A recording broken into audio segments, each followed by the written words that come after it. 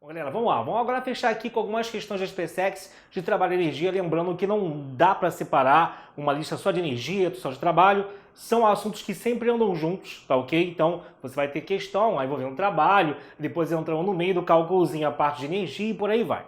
É bom você sempre usar esse momento para você se medir e ver o quanto as questões anteriores que deram a base serviram para te ajudar a fazer agora as questões da prova derradeira ou não e usar esse módulo para você ver se o lance agora é apenas refazer as questões que eu vou te mostrar aqui ou se até mesmo voltar algumas casas e rever a matéria desde a teoria, ok? Não tenha vergonha de fazer isso. Lembre-se que muita gente não faz isso, é o motivo pelo qual o cara demora anos para verdadeiramente passar na prova. É o cara querer apenas colecionar aulas resolvidas e questões resolvidas, tudo de qualquer maneira.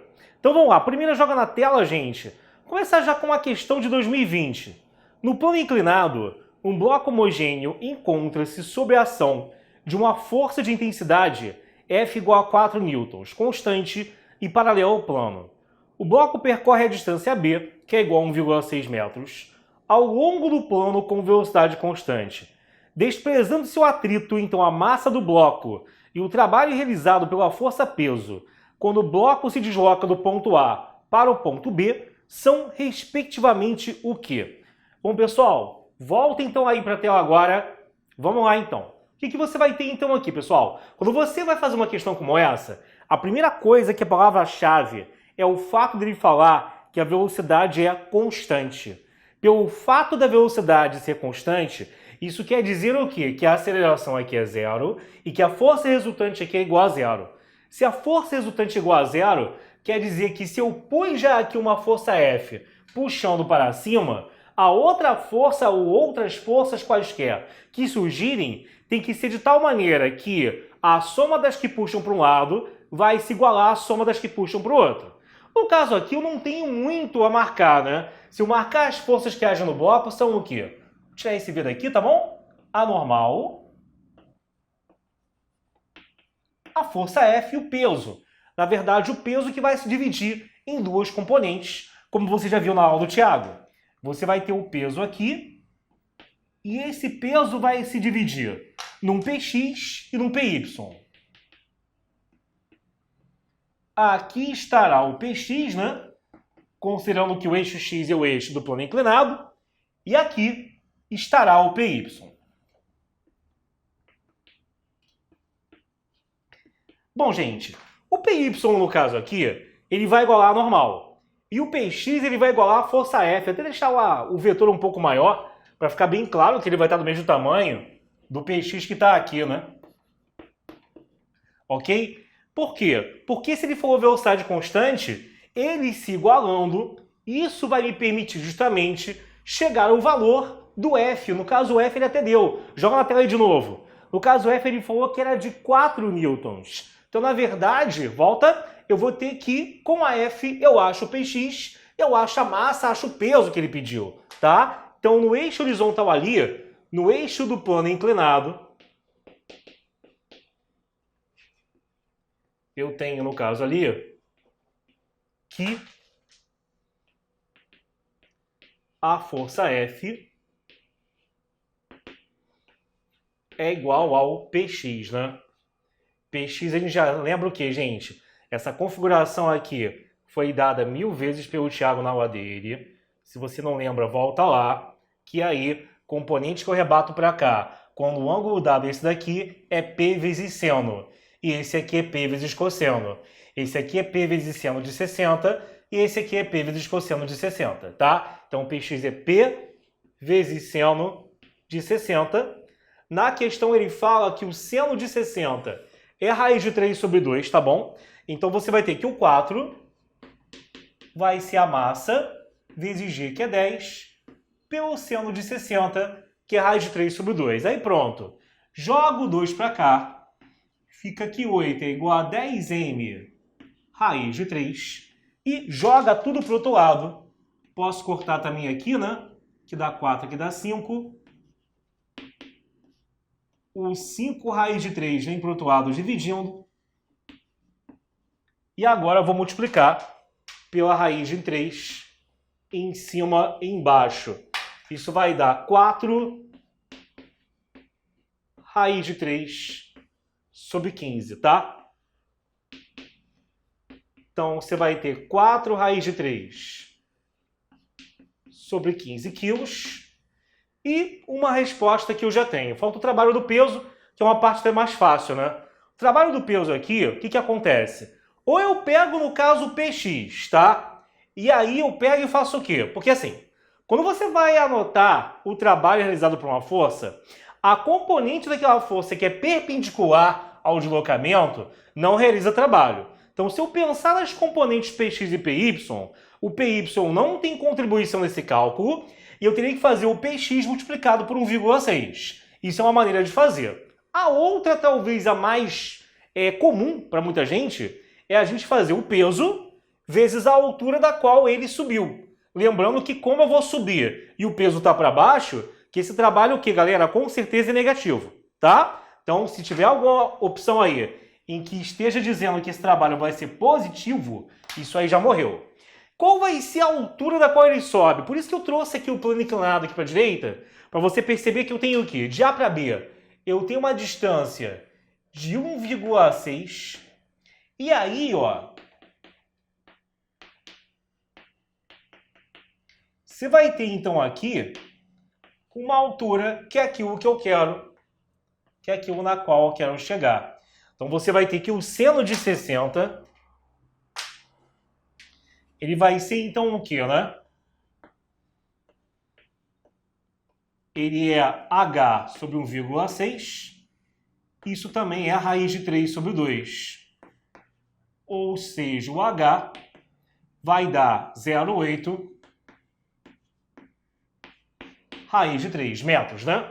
Que é a altura da qual ele vai subir. Aí pronto, o trabalho do peso, então, vai dar menos P vezes H. O peso, ele é, no caso aqui, eu tenho a massa, né? Então vai ficar menos 4 raiz de 3 sobre 15, vezes G, que é 10, pelo H, que é 0,8 raiz de 3, ó. Isso aqui vai dar o quê, galera? Raiz de 3 com raiz de 3 é 3. Com o 15 de baixo dá 5. 0,8 com 10 é 8. Vezes 4, 32. 32 sobre 5 é menos 6,4. Então esse trabalho aqui no final, ó, vai dar menos 6,4 joules. Tá? Vê aí qual é a letra pra gente. Marca aí. Tô saindo da frente para você dar o print, tá bom? Então, avalia bem. As questões de SpaceX, ao contrário, você que está entrando de repente agora nesse mundo, não são como, por exemplo, de escola naval, de medita, por mais que você ache difícil, ok, mas elas não saem tanto de um padrão quanto, por exemplo, são as do ITA, que o cara inventa qualquer coisa da cabeça dele lá e não tem como você, tipo, garantir que você estudou todas elas. Ele quer o cara que realmente aprendeu a raciocinar. Aqui não, aqui se você estudar pra caramba que nem um corno, você com certeza consegue cobrir grande parte das possibilidades de coisas a serem cobradas pelo elaborador da prova. Tá bom, gente? Seguindo, questão número 2. Um corpo homogêneo de massa 2 kg desliza sobre uma superfície horizontal sem atrito com velocidade constante de 8 metros por segundo no sentido indicado no desenho, caracterizando a situação 1.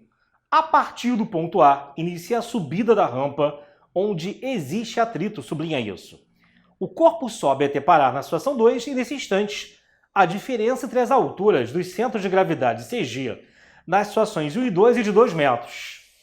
A energia mecânica dissipada pelo atrito durante a subida do corpo na rampa da situação 1 para 2 é de... Então, olha só, galera. Volta para mim. O que vai acontecer aqui? Questão bem simples, tá? Só periga você tomar cuidado com uma coisinha. Não confundam o conceito de trabalho da força de atrito com o conceito de trabalho da força resultante. Por quê? O trabalho da força resultante, que não foi o que foi pedido, mas poderia ter sido, é sempre a variação de energia cinética. Já o trabalho das forças dissipativas, e aí sem atrito, também resistência do ar, né? Vai tudo junto. Tá? Geralmente é só o atrito comunzão mesmo, com o chão, com a rampa e por aí vai. tá? Geralmente esse tipo de atrito que vai entrar aqui, com o chão ou com a rampa. E isso vai ser a variação de energia mecânica. Só que tem questão que a única energia envolvida na questão inteira é a cinética. Então, como é energia mecânica? O que é energia mecânica? Ela engloba cinética, potencial gravitacional e potencial elástica. E quando você tem apenas a cinética na história, variar a energia mecânica de um ponto a outro acaba sendo variar a energia cinética. Se variar, né? É claro. Tá? E aí o pessoal acaba decorando, porque tem muito livro que pega 1000 exemplos assim, em vez de logo de cara pegar um diferente para tirar essa ideia da pessoa. E aí o cara acaba achando que isso é igual a isso, que o trabalho da FAT é sempre a variação de energia cinética. Não é. É a variação de energia mecânica, ou seja, você vai analisar no ponto de saída qual é a soma das energias que eu tenho, cinética, gravitacional e elástica, vai comparar com no ponto de chegada, um ponto final, qual é a soma que eu tenho, de novo, cinética, potencial gravitacional e elástica, e comparar a soma do final com a soma do início, pegando a diferença entre esses valores. Isso será a variação de energia mecânica, isso será o trabalho da força dissipativa, da força de atrito, que é isso aqui que foi perguntado na questão, tá? Então, pessoal, no início eu não tenho altura.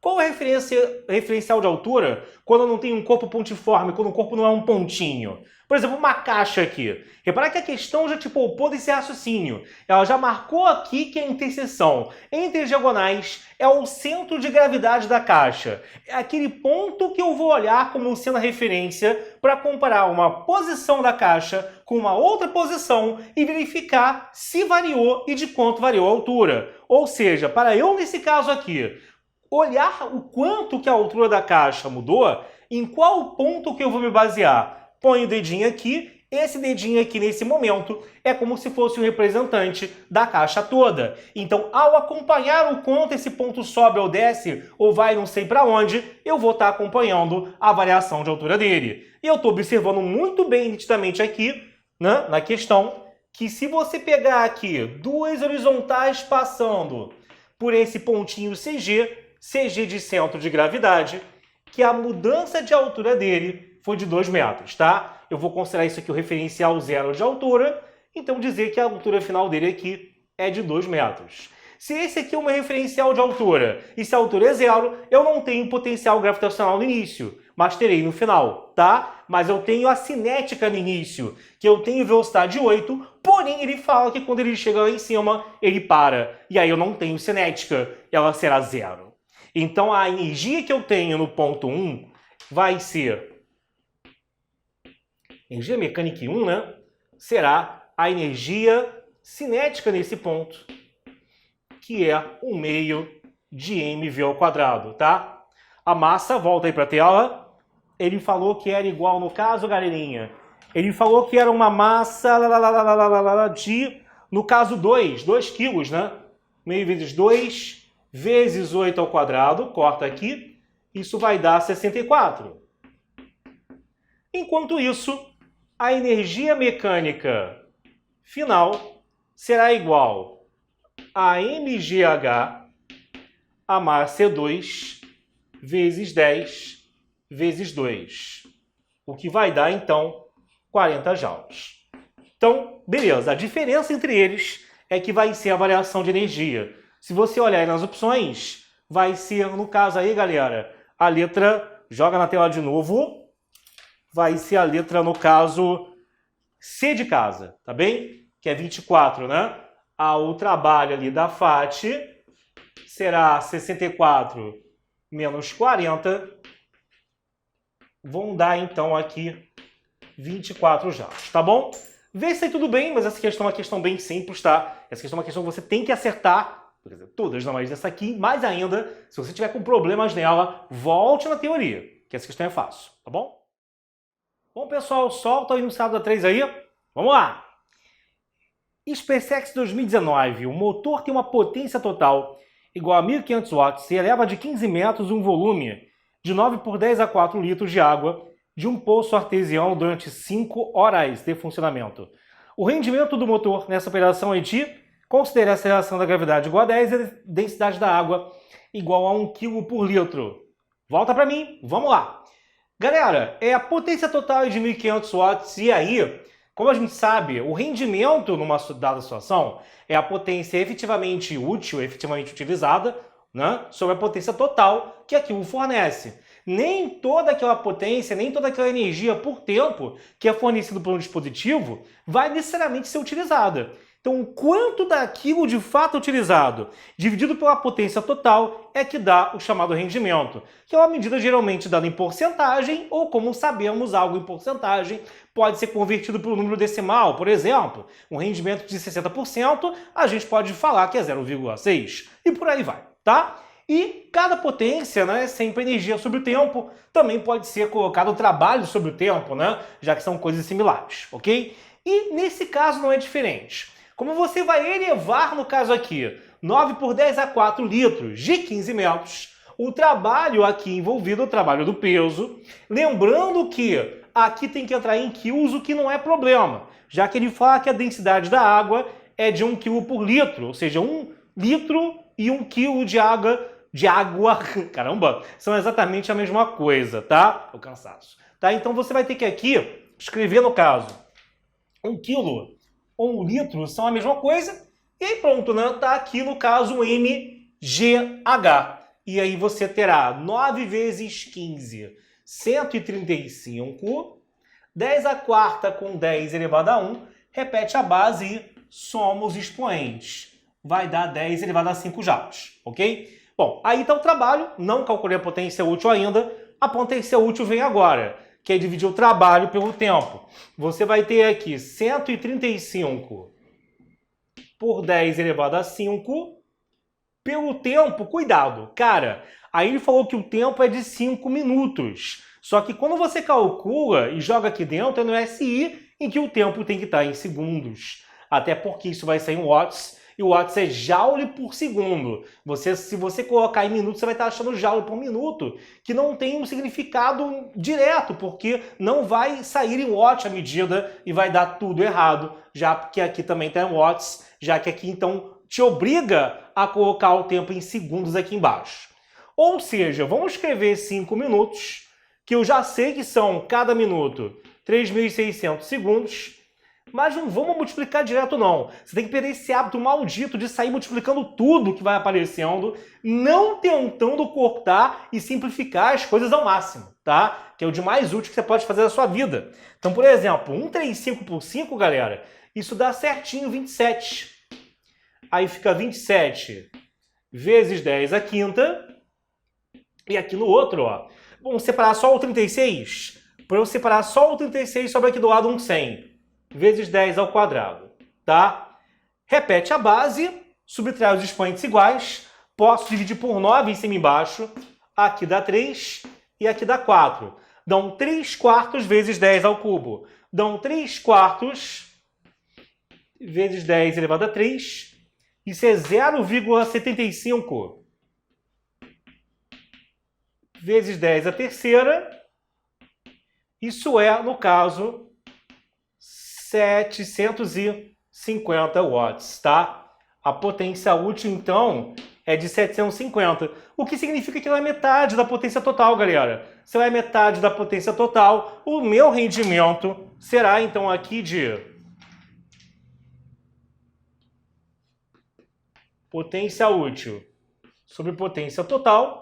Isso vai ser, então, 750 dividido por 1.500. Vai ser 0,5, que é a mesma coisa que 50%, tá? Que é o rendimento que ele queria. Tipo de questão assim, eu não acho difícil, mas eu acho que os alunos tendem a se enrolar, porque geralmente o estudo fica muito concentrado em trabalho e energia o tempo todo. Então, quando cai alguma questão de potência, o pessoal se enrola, principalmente porque as unidades costumam não vir já prontas e preparadas para substituição direta. Então, coisas como essa aqui, a multiplicação por 3.600, são esquecidas, bem como outras quaisquer coisas ao longo do caminho, e aí o cara acaba se atrapalhando muito, tá bom? Então não deixe de conferir se as unidades estão batendo, principalmente em toda a questão, mas de potência mais ainda, que por experiência é onde o cara mais erra essa porcaria. Tá legal? Vamos seguir então para o número 4. Valeu! Bom, galera, vamos lá. Próxima questão. Número 4. Número 4 começa assim aqui na tela, né? Foi de 2019, pessoal.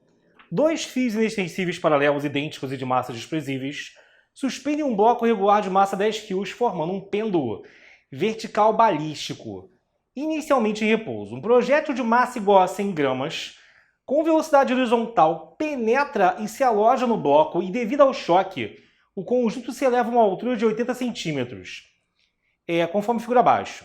Considere que os fios permaneçam sempre paralelos. A velocidade do projétil imediatamente antes de entrar no bloco é... Então, para você desprezar a resistência do ar, né? E considerar o G igual a 10, ou de sempre, no caso. Volta para mim, pessoal. Vamos lá. Vamos entender o que vai acontecer aqui, galera. Cara, a bala vai, no caso, bater no bloco e se alojar dentro do bloco. Isso tem um nome. Esse choque é o choque inelástico.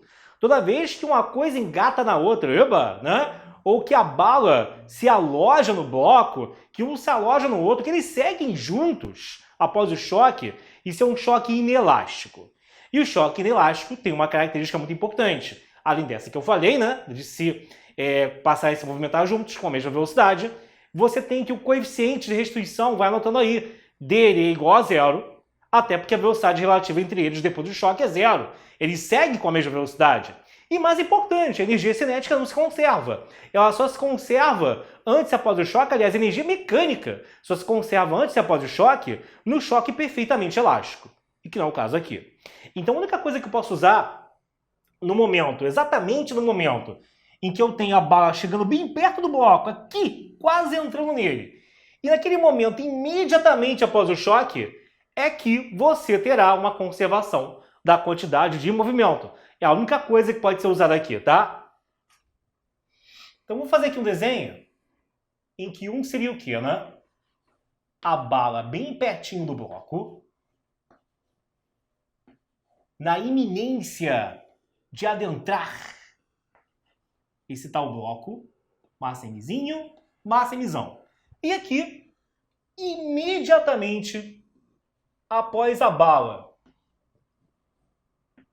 se alojar no bloco, você terá um corpo de massa Mzinho mais Mzão,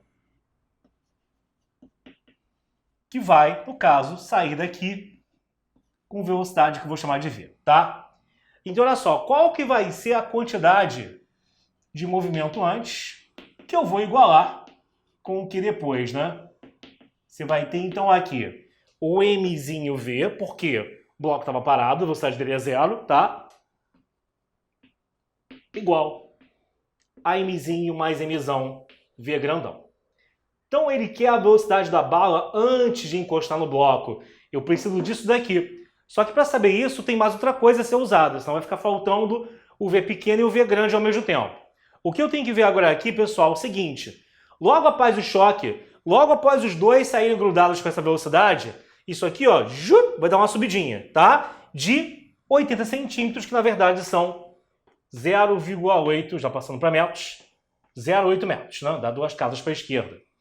Cara, e aí, nesse momento, isso já é depois do choque. Eu posso usar conservação de energia. Eu estou desprezando o atrito com o ar, né? A parada está aqui balançando. O único atrito que eu teria com o ar, só que ele desprezou isso. Então, do que ele sai com essa velocidade, não é daqui para cá, mas do que eles saem juntos para essa situação, aí eu tenho conservação de energia. O que? A cinética do conjunto virando a potencial gravitacional. Até porque aqui em cima a velocidade é zero, né? Ele parou para depois voltar e iniciar o movimento de novo. Tipo um pêndulo. Tipo aqueles relógios antigos. Ele vai subir o máximo que dá e vai voltar. No que ele subiu até aqui, ele não vai inverter o sentido do movimento?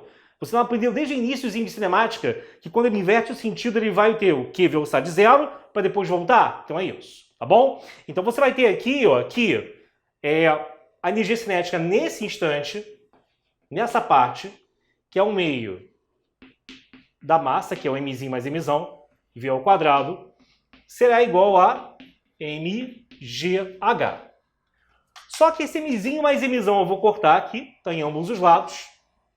E aí, jogo 2 para o outro lado.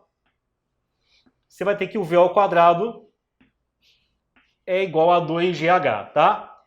A altura é 0,8.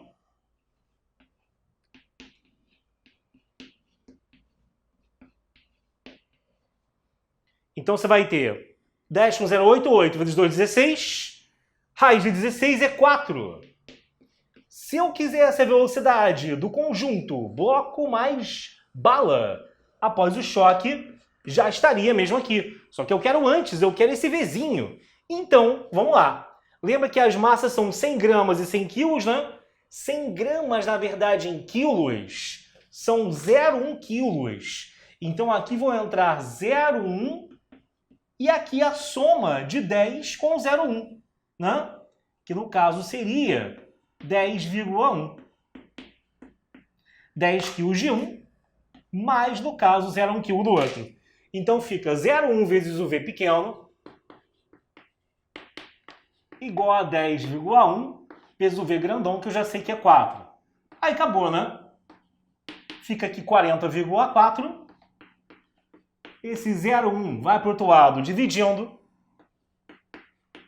Como os dois têm o mesmo número de casas decimais, basta eu aqui eliminar a vírgula, ficando 404 sobre 1, que é 404 mesmo. Então a velocidade que ele tanto queria é de 404 metros por segundo. Tá bom, minha gente? O que vai aí, eu estou vendo aqui, ser a letra, no caso, E da questão, tá? Você da frente, printa aí, ok? Então tá vendo que os princípios básicos sempre se juntam. Caso você não tenha estudado quantidade de movimento ainda, não tem jeito, galera. Que tem questão que mistura conceitos, senão a gente vai ficar fazendo pouquíssimas questões úteis a vocês. Segure isso daqui. Depois que você tiver estudado quantidade de movimento, você volta nessa questão para poder entendê-la melhor ou entendê-la finalmente, tá bom? Número 5. Um corpo de massa 300 kg abandonado a partir do repouso sobre uma rampa no ponto A, que está a 40 metros de altura e desliza sobre a rampa até o ponto B sem atrito. Ao terminar a rampa B, ele continua seu movimento e percorre 40 metros de um trecho plano e horizontal BC com um coeficiente de atrito dinâmico de 0,25 e em seguida percorre uma pista de formato circular de raio R sem atrito também, conforme o desenho abaixo. O maior sublíncio daí, gente, o maior raio R que a pista pode ter para que o corpo faça todo o trajeto sem perder o contato com ela é de quanto, tá? Então o que é que você vai ter aqui, galera? Volta para mim. Então olha só, você no caso aqui tem o seguinte, existe um atrito aqui, o corpo vai sair daqui com uma altura de 40 metros, tá? Vai aqui descendo, acompanhando o plano inclinado. Vai chegar aqui com uma certa velocidade, então ele vai continuar o trajeto. Que tem atrito, logo essa velocidade aqui vai começar a diminuir, vai ter uma desaceleração gerada pela força de atrito, ok? Consequentemente, ele chega aqui com um V menor. Cheguei aqui com uma velocidade menor para iniciar o movimento circular, até o momento em que eu passo pelo ponto mais alto. O que ele quer saber no caso ali é qual era o maior valor possível do raio dessa trajetória circular para que seja possível ele passar por aqui sem ainda perder contato com a canaleta. Se você acompanhou as aulas todas básicas, cara, é por isso que eu falo a importância disso, porque essas coisas aqui são um mero upgradezinho, não é upgradezão não, upgradezinho do que você viu na parte básica, não tem nada demais. Você já com isso, quando você vê esse tipo de questão, que ele vai passar por uma trajetória circular e pede não sei o que para não perder contato, começa com essa história. Não sei você, eu já penso naquela questão do, por exemplo, do Globo da Morte, né? Que ele pede aqui a condição para quem ainda está em contato, mas o contato é mínimo, né? Se você prestar atenção nessa questão, você sabe o quê? Que lá em cima você vai falar um dado momento que a normal é praticamente zero. Eu vou chegar lá, mas seria bom que você já batesse o olho aqui e lembrasse dessa questão. Se você não lembra, vamos ver, tá? Vamos por partes. O que eu tenho que fazer aqui? Primeiro, achar a velocidade com a qual ele chega aqui embaixo, ou pelo menos achar o ao quadrado. Você vai entender por que é importante de achar o ao quadrado, né? Então, do ponto A para o ponto B, como não tem atrito, eu tenho conservação da energia mecânica. Então, você vai ter mgh igual a mvb ao quadrado sobre 2, né? Essa massa, no caso aqui, eu vou cortar, jogo 2 para o outro lado, e você vai ter que o vb ao quadrado será igual a 2gh, né? Então, o que é que você vai ter aqui? Fica que o vb ao quadrado é igual a 2 vezes 10, vezes a altura, que é 40, vai dar 400, 800. Deixe assim por enquanto. Não é para mexer aqui? Não é. Como que eu tirar a raiz? Não é. Deixa assim. O que vai acontecer agora? Você está interessado em chegar nessa parte? E nessa parte fazer uma nova conservação de energia com a velocidade com a qual eu chego no ponto C para o ponto mais alto, que é justamente a questão do problema. Cara, primeiro, como é que eu vou saber a velocidade final ao quadrado no ponto C? Final para esse trecho rosa, né? Você pode, por exemplo, fazer Torricelli, né? Como é que é a Torricelli? O V final ao quadrado é igual ao V0 ao quadrado mais 2A delta S. Percebeu o quadrado? Se tem o quadrado, eu não preciso tirar a raiz disso para depois elevar de novo. Já tenho aqui pronto para você. Então você vai fazer um Torricelli no trecho que vai de B para C. No trecho que vai de B para C, para eu fazer Torricelli só tem um problema. Primeiro eu preciso saber qual é a aceleração devido à FAT, ou desaceleração, né?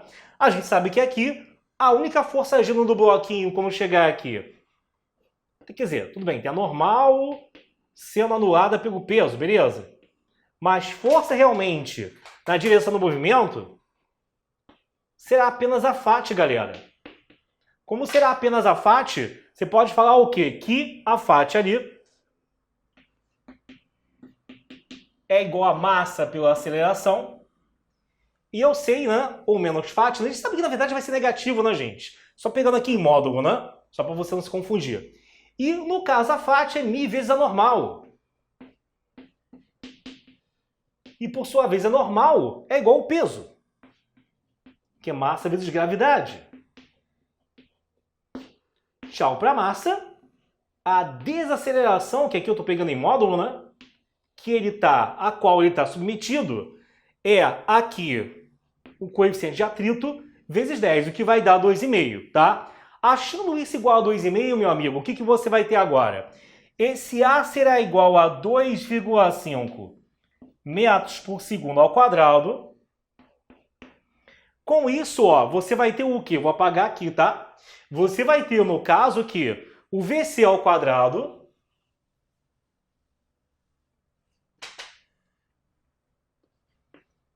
é igual a VB ao quadrado menos 2A delta S, já que aqui ele está desacelerando.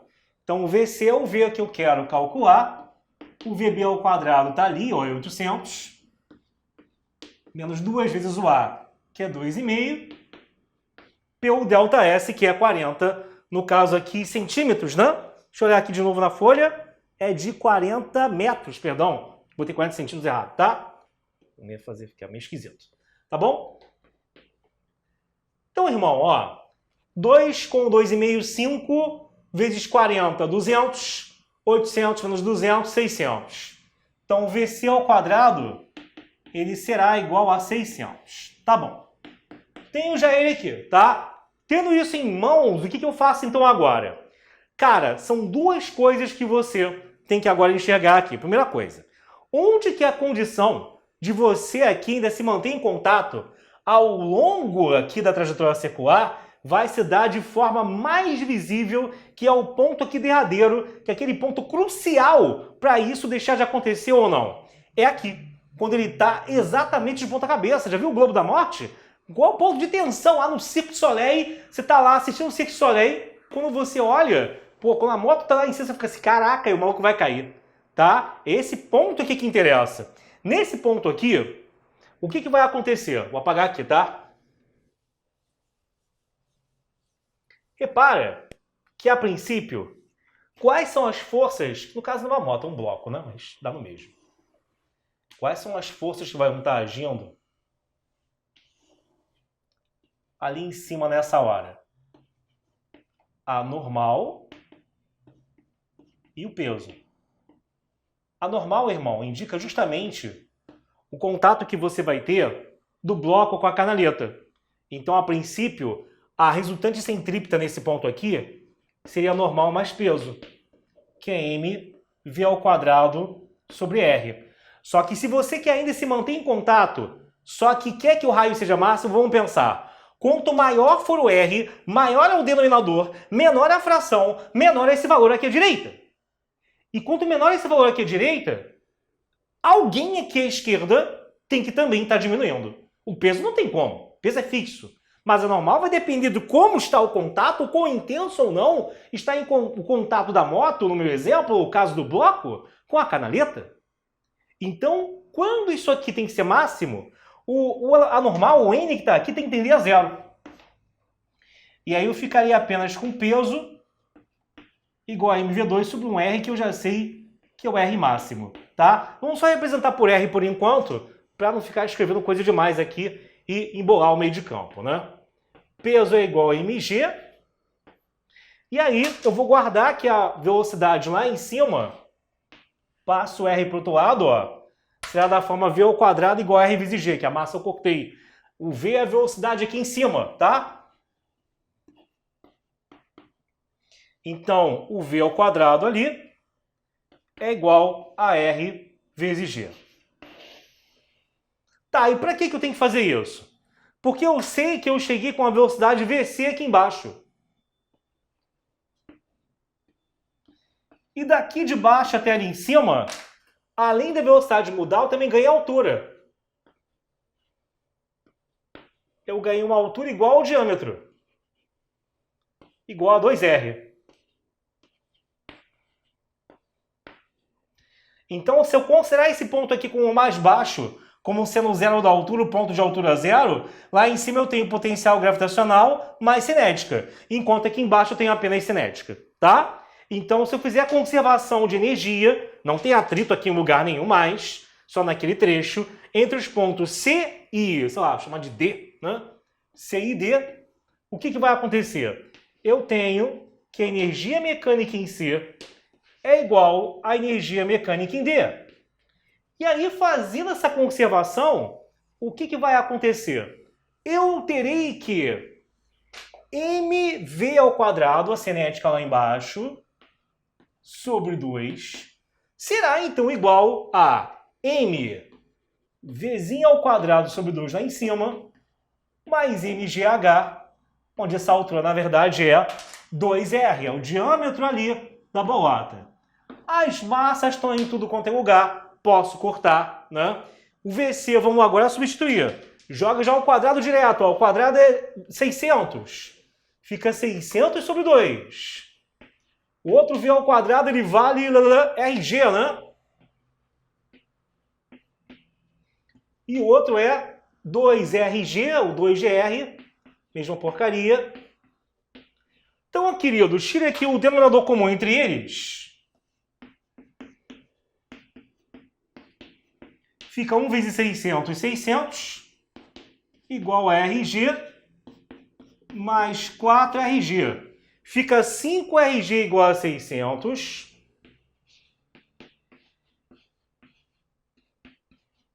Fica 5R, o R é o que eu quero, vezes 10 igual a 600. Aí acabou, né, irmão? Você vai ter aqui, ó, corta o zero, 60 por 5 dá 12. Então, o maior raio ali, dentro das condições esperadas, é um raio de 12 metros, tá? Dá uma olhadinha aí, printa, vê se tá tudo bem, sempre se preocupando em voltar. Não adianta fazer coleção de questão resolvida, tudo à la Bundê, tudo igual à sua cara. Ai, seu grosso, é claro. Então, expor você aprender, tá? Porque senão você vai ficar fazendo 50 questões e vai sair das 50 se sentindo como se não tivesse treinado nem uma mísera questão. Melhor uma questão bem estudada e feita do que 60, 70 mil feitas igual à tua cara, tá bom? Então, cuidado. Esses alertas são porque eu já vi esses erros acontecerem e eu me preocupo com você, tá? Então, vê se tá tudo bem aí. Vamos seguir. Faltam mais algumas. Forte beijo, galera. Valeu! Bom, vamos lá. Sexta questão, penúltima da sequência. 2015.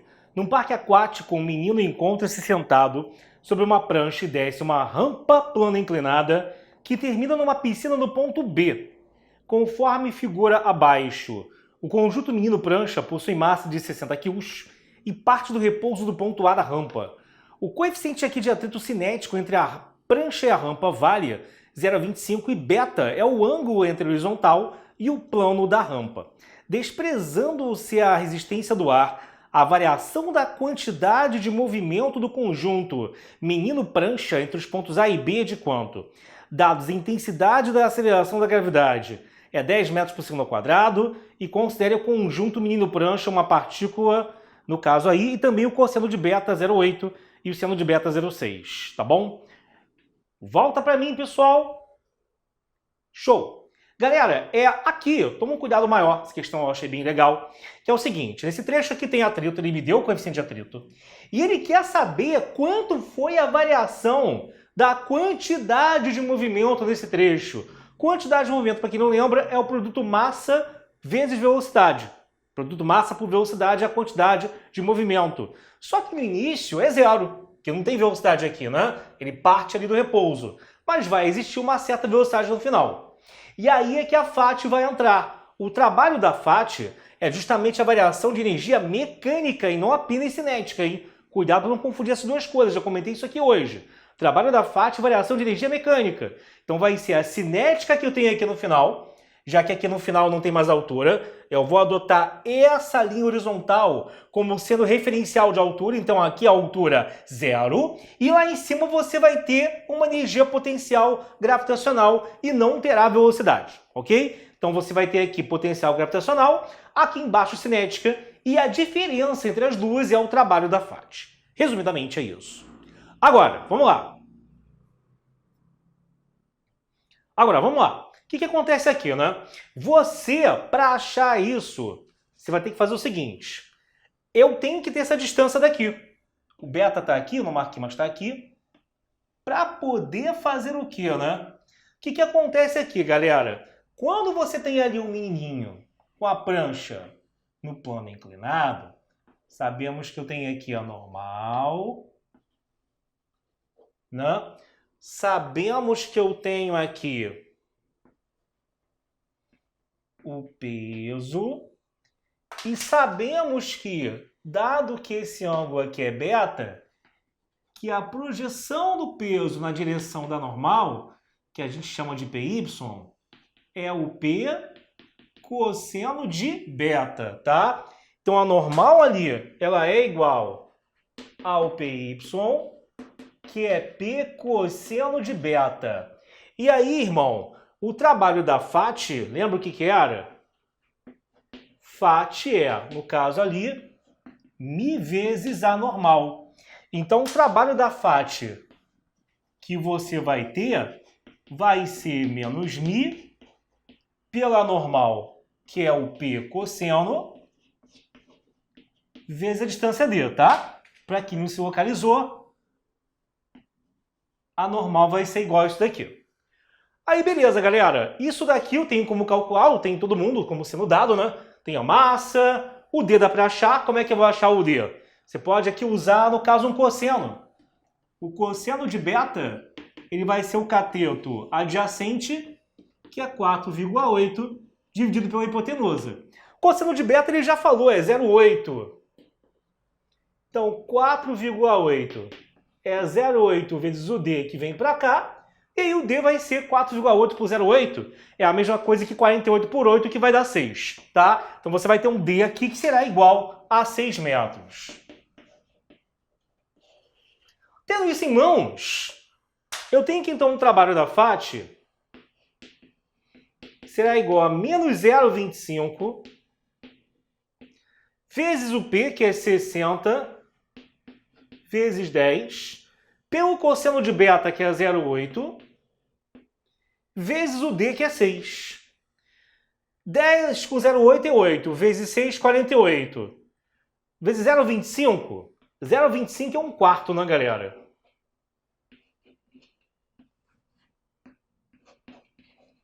(0,25 é 1/4? 1/4 de 48 é 12.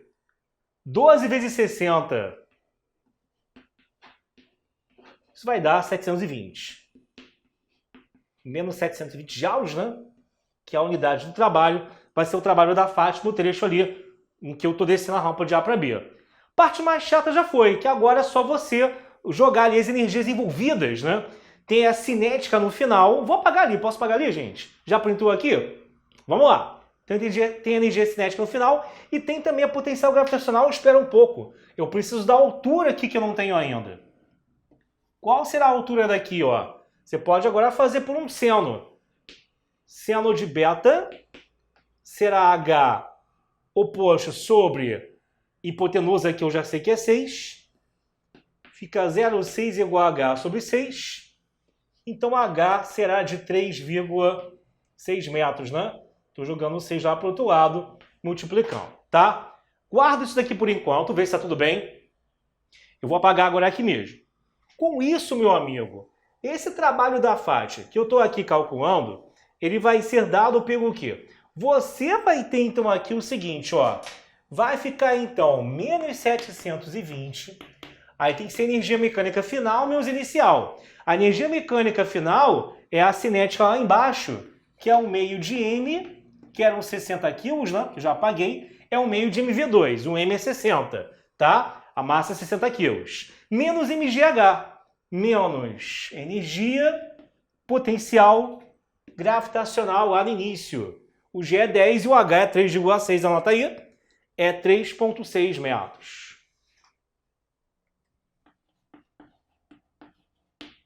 Então, ó, para quem é meio perdido, isso aqui é energia cinética final, que é, por acaso, energia mecânica final.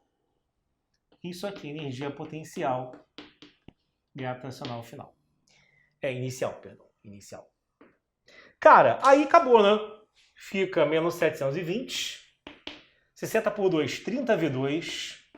Aqui você vai ter 36, que é 10 com isso, vezes 60. 36 vezes 60, ó. Isso vai dar 2.160. Temos que passar o 2.160 para o outro lado, tá? Vai ficar, então, 1.440, que é igual a 30V2. Aí acabou. Corta aqui, tá? 144 por 3. Que violência, professor Fortão. 144 por 3 dá 48. Rústico. E aí, agora não tem jeito. Eu tenho que pegar e fatorar isso daqui, né? 48 fatorando.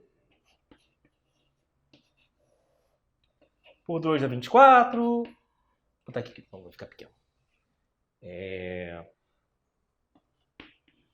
Só não vai caber aqui. Por 2 dá 24. Por 2 dá 12. Por outro 2 dá 6. Por 2 dá 3. Por 3 dá 1. Como eu estou aqui agrupando de 2 em 2, ó, esse V, então, ele vai dar 4 raiz de 3, tá? Então, você vai ter uma velocidade que vai ser de 4 raiz de 3 metros por segundo. A quantidade de movimento inicial é zero, galera, porque a velocidade inicial é zero. Então, a variação da quantidade de movimento é, na verdade, apenas o Q final, que é a massa pela velocidade final, que é essa daqui, tá bom? A massa era 60, não é isso? Então, o Q final é a mesma coisa que o ΔQ que ele pediu, que é M pelo V final, ou seja, 60 vezes 4 raiz de 3, né? Vão dar 240 raiz de 3. E aí, qual é a unidade? Não tem um nome específico a unidade não, tá? É a unidade de massa pela velocidade. Unidade de massa é quilo. Unidade de velocidade aqui é metro por segundo. Então, quilograma vezes metro por segundo é a unidade final. É a unidade usada, né? Para, no caso, a quantidade de movimento, bem como a sua variação. Tá bom? Dá o seu print aí, vê se tá tudo bem. Essa aqui foi também uma questão inteligente. Tá bom? E vamos agora para a próxima. Beijo grande, pessoal. Vamos lá, gente. Última questão, número 7. Joga na tela. SpaceX 2011, a mão ideal, representada pelo Z1 abaixo, possui constante elástica de 256 newtons por metro. Ela é comprimida por um bloco de massa 2 kg, que pode mover-se numa pista com um trecho horizontal e uma elevação de altura h igual a 10 centímetros. O ponto C, no interior do bloco, indica o seu centro de massa, e não existe atrito de qualquer tipo nesse sistema, e a aceleração da gravidade é igual a 10 metros por segundo ao quadrado. Para que o bloco impulsionado exclusivamente pela mola atinge a parte mais elevada da pista com a velocidade nula e com o ponto C na linha vertical tracejada, conforme indicado no desenho 2. A mola deve ter sofrido inicialmente uma compressão de... Então, olha só, galera, o que acontece então aqui, né? Volte para mim. Show! Que é bem simples, tá? Vamos chegar aqui com chave de ouro, com uma questão bem tranquila para liberar aqui o nosso cérebro e dar uma descansada a ele. Cara, não tinha aparecido ainda nenhuma questão de energia potencial elástica. Aqui foi raro, mas em outras baterias de exercícios, com certeza ela vai aparecer. Não precisa se preocupar com isso. Aqui a história é bem simples. Você começa apenas com um bloco impressa na mola. Então eu só vou começar com energia potencial elástica, galera. E quando chega aqui em cima, como ele quer que ele esteja parado, eu só tenho a potencial gravitacional. Então é uma simples conversão de energia elástica em potencial gravitacional e mais nada. Não tem atrito, não tem mais nada envolvido na história. Lembre-se que essa questão é de 2011 e de 2011 para cá muita coisa mudou. O nível vem subindo paulatinamente ano após ano. Mas, de qualquer maneira, serve como treino também, tá? Você tem depois os aprofundamentos, que são questões de outros concursos, para você pegar questões mais pesadas que isso. Então, no ponto inicial, a energia potencial elástica será igual a energia potencial gravitacional. Você vai ter, então, que o meio de Kx2 vai ser igual a mgh. Então, você vai ter que o meio de K, que é 256, vezes x ao quadrado, será igual a massa, que é 2, vezes o G, que é 10, pelo H, que é 0,1, tá? Então, o que você vai ter aqui?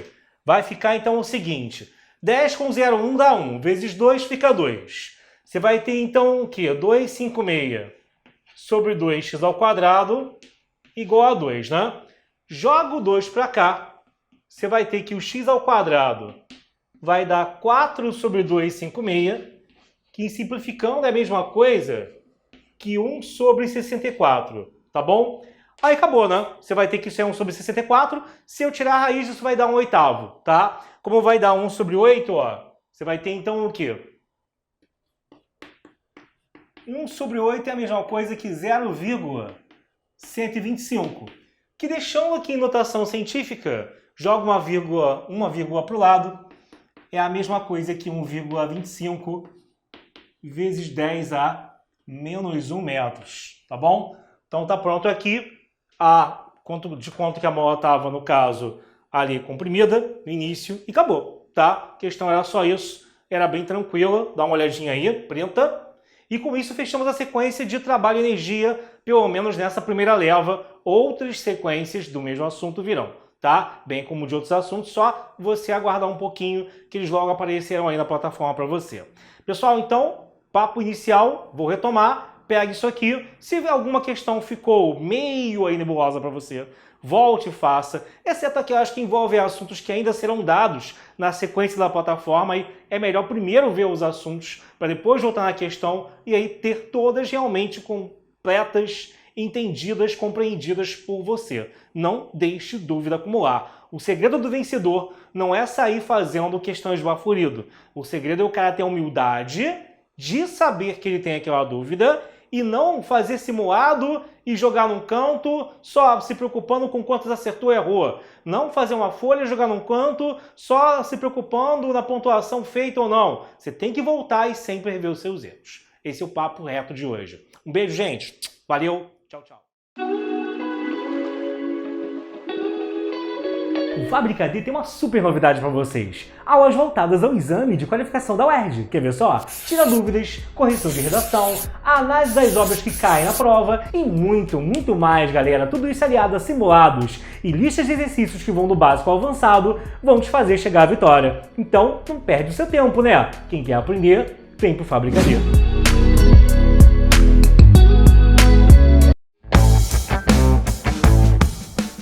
Vim te falar que você vai ter gêmeos. Mas calma, o que eu tô falando é da promoção de Black Friday da plataforma Fábrica D. Se você assinar qualquer plano nessa época de promoção, você leva totalmente grátis um plano igualzinho para presentear quem você quiser. Além disso, ainda tem o cupom Black November que te dá 30% de desconto na compra de qualquer plano do nosso site. Quer mais? Se você compra um plano da área militar, o que quer dizer? Ou SpaceX ou da AFA ou ITA, você ganha, além de tudo que eu já falei, totalmente grátis também, o acesso ao plano medicina. Essa é a oportunidade de ouro, não vai ter outra igual no ano. Então, não tem desculpa. Quem quer aprender, vem pro Fabricadeira.